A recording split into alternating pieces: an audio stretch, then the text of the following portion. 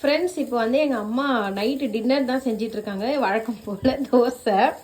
அதாவது எங்கள் அம்மா வந்து ஒரு மேஜிக் பண்ணுவாங்க. என்னன்னா இந்த மாவு எப்படி வெள்ளை கலர்ல இருக்கோ அதே கலர்ல தோசையும் சுடுவாங்க. திருப்பி காமிமா. இது எப்பவுமே ஃபர்ஸ்ட் தோசைனால அப்படி வரும். எப்பவுமே நம்ம இல்ல நம்ம வீட்டு தோசை வந்து கோல்டன் பிரவுன் தான் வரும். எத்தனை தான் இன்னும் ஏமாத்துவ சொல்ல. அப்படி இல்ல ஃபர்ஸ்ட் தோசை யாருக்குமே வராது. நிறைய பேர் கேட்டு பாருங்க என்ன சொல்லுவாங்க கமெண்ட்ஸ்ல. நம்ம என்ன தடவை சொல்ல அது வராது. இருந்தாலுமே எங்க கோல்டன் பிரவுன் தான் வருது. என்ன இதோட உங்களுக்கு என்ன வேணாம்? இதோ இருக்க முதல் கண்டிஷன் பார்க்கல. நீ கொஞ்ச நேரம் வச்சுட்டு அத சரி. இன்னைக்கு தோசை நம்ம வீட்டுல என்னது தோசை புதினா சட்னி பண்ணிருக்கோம். உனக்கு உண்டா வருது பாரு வட்டமான முகம் மாதிரி தோசை இப்பதான் வந்திருக்கு. வட்டமான முகம் தோசை என்னமோ தோசை மழை சாரல் மாதிரி இட்லி பொடி. இந்த தோசை வந்து எனக்கு ஆனியன் பொடி தோசை. இது கொஞ்சம் நல்லா எண்ணெய்லாம் ஊற்றிக்கலாம், நல்லா இருக்கும்.